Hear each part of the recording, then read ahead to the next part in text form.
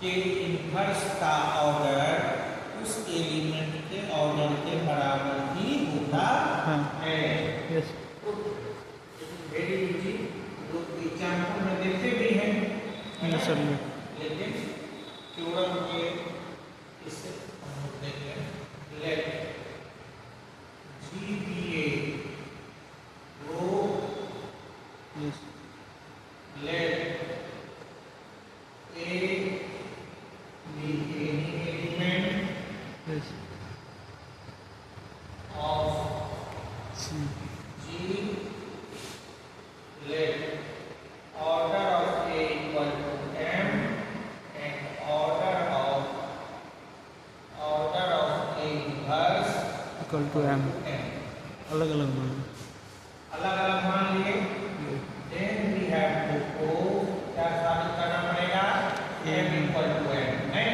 Yes sir, तब एक हो जाएगा M equal to N. now order of A equal to M, है ना? यस ये हम लोग सपोज किए हैं, सपोज। इसका मतलब क्या हुआ कि A के पावर M का वैल्यू ही हो जाएगा, यस आइडेंटिटी। अब देखिए A के पावर M का इन्वर्स अगर निकालेंगे तो ये इक्वल का इन्वर्स इसका और ये खुद E हो जाएगा। अब यहाँ ये इसको E तो M पावर है और ये भी पावर है, यस इसको आप ऐसे भी लिख सकते हैं, ऊपर नीचे कर। नहीं?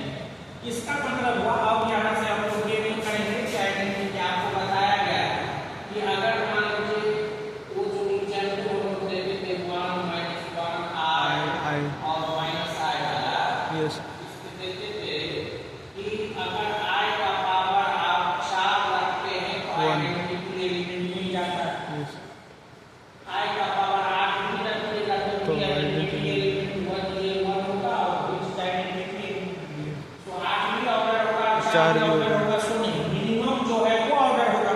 यस सो जो पावर आ जा रहा है, पावर में लेने से आइडेंटिटी एलिमेंट आ जा रहा है, इसका मतलब वही ऑर्डर नहीं होगा। हाँ, ये हो सकता है कि वो या उससे कम कोई ऑर्डर होगा, है ना? तो यहाँ क्या होगा, इसका मतलब हुआ कि order of A - 1 is less equal to M, इसलिए हो सकता ठीक है? बड़ा नहीं हो सकता है। बड़ा नहीं हो सकता। यस और ये भी होगा कि नहीं, अगर इससे छोटा वाले पर कहीं नहीं होगा तभी M होगा ऑर्डर, यस है ना? सो अगर M ऑर्डर है तो A to the power M equal to E होगा, लेकिन A to the power M रहने से वो इक्वल टू E अगर हो जाता है तो ऑर्डर ही होगा, ऐसा कोई जरूरी नहीं है। इससे जो छोटा इंटीजर होगा जो इस तरह का सब्सट्रैक्शन देगा वो भी ऑर्डर हो सकता है। अब देखिए, अब आपने तो यहाँ माना है, एक लाइन और बढ़ जाएगी, आपने माना है order of A inverse equal to M, तो M is less equal to M. M is equal to 1, ठीक है? अगेन आपने माना order of A inverse equal to equal to M, इसका मतलब हुआ A के इन्वर्स बराबर M equal to E yes होगा। इसका मतलब क्या हुआ, A का पावर M का inverse E equal to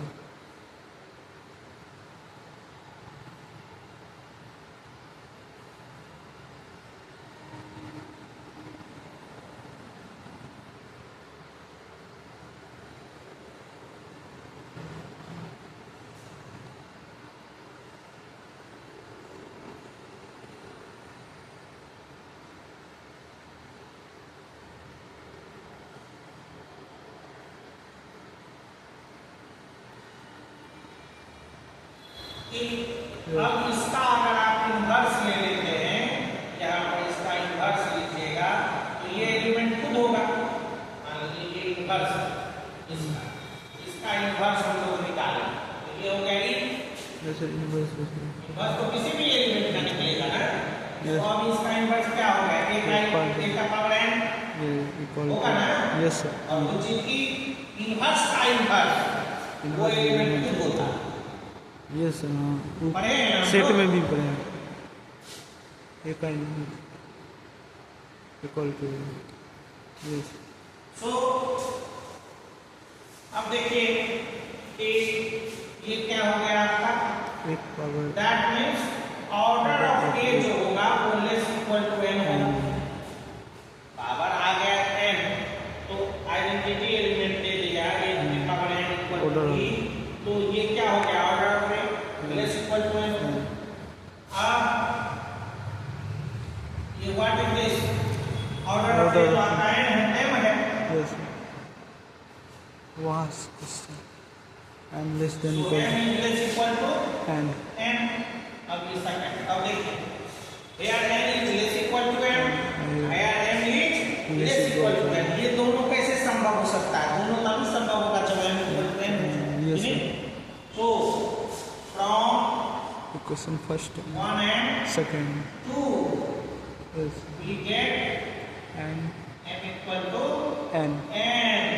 Hence order order of an element is equal to order of its inverse। ठीक है?